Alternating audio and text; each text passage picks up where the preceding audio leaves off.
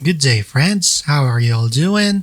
So, it's mid-June at this time of filming, and the weather is going crazy again because it's hot again, as it is supposed to be rainy season at this time.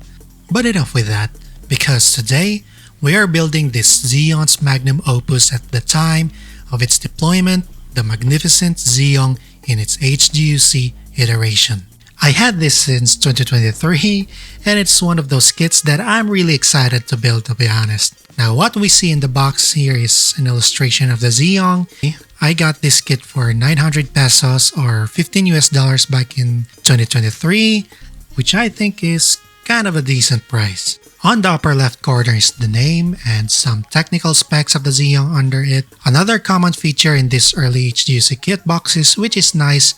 I don't know why they removed it on modern releases. But anyway, the kit was released in 2001, the same as the S Gundam from our previous video. On the bottom of the box, we have the standard post Zeon kit and some lore. On the side of the box, we have the number of the kit, which is number 22 in the lineup among the earliest HGUCs. At the top, we see the kit in some dynamic poses, and it shows the verniers under the skirt. The cable detachable arm is also showcased, and between it is the history of the kit's design. I Google translated it, and it says that this design was based off of Hajime Katoki's redesign of the Zeong from the show, and the original was designed by Kunio Okawara, and this box illustration was done by Masanori Shino. Let's open up this beast now. We are welcomed by 1, 2, 3, 4 bags of runners. The skirt part here is somehow not in a plastic bag. You get it directly bare out of the box. It's also heart-shaped. We also have the 4-leaved accordion manual with 8 pages, 4 for the lore and showcase, and 4 for the parts and instructions.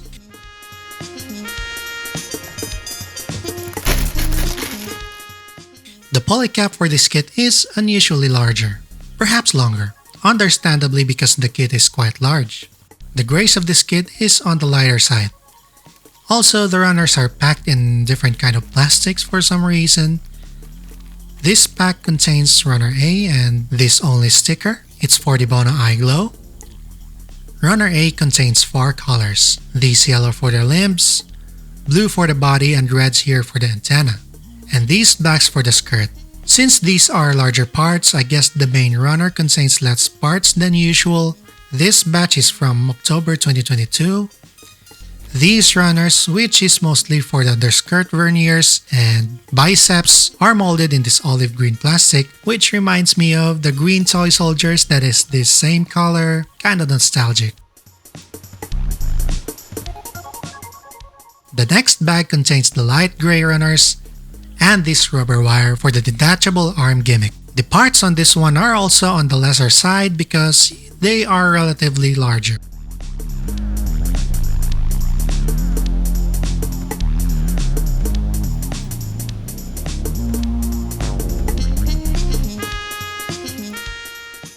In total, we have 6 main runners, a polycap runner, and the skirt part that is not on the plastic bag. This one's manual also tells you to build the arms first, so we'll do that. The elbow is built through this polycap peg and a slot joint.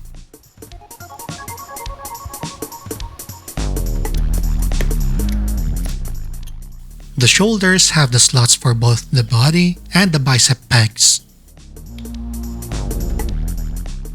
The forearms and biceps are directly joined and doesn't have elbow and bicep covers like these.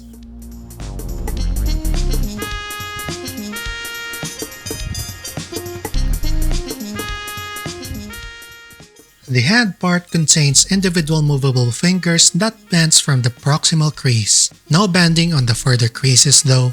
I personally think that this feature is fantastic, but it's only doable because the model has large hands. Still great for its age, however.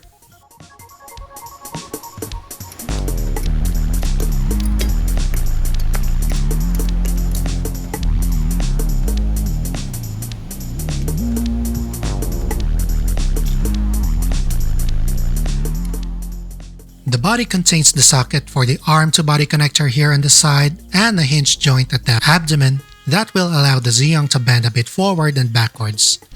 The core that contains these features are then connected by the main armor.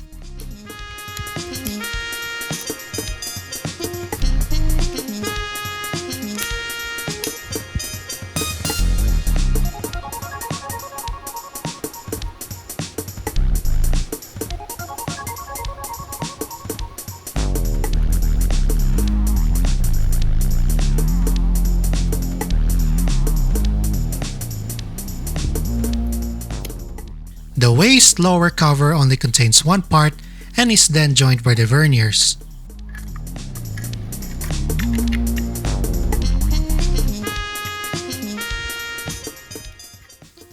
The collar is a large part and is attached through a ball joint that allows the head to look up and down further.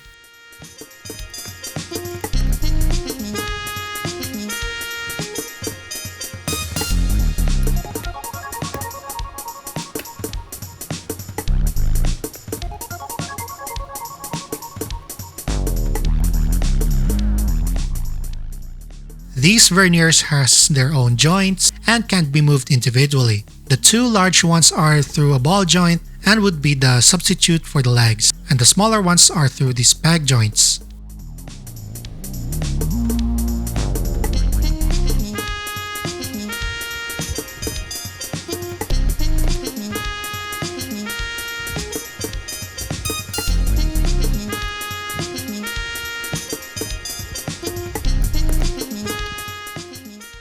The head surprisingly has a significant number of parts.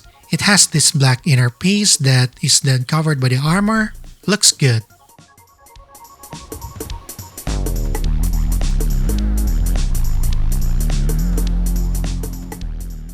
Let's cut the remaining pieces, which are the pauldrons and stand. The pauldrons or the shoulder armor has both the pegs that connects the arms and the body together, in which both bear the sockets. Time to assemble the parts.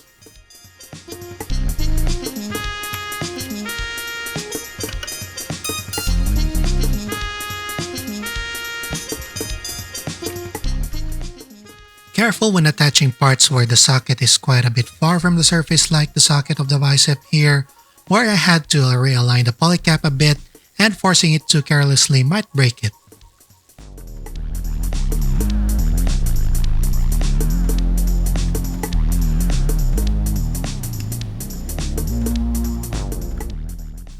Nice.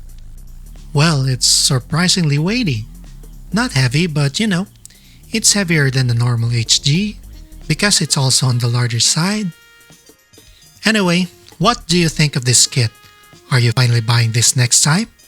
Or perhaps get the MG instead, or the RG instead, or perhaps the Fat Cats 1:100 RG? We're not done yet and we'll appreciate this kit more for our part 2, so stay tuned. Anyway, thank you very much guys for watching. See you next time.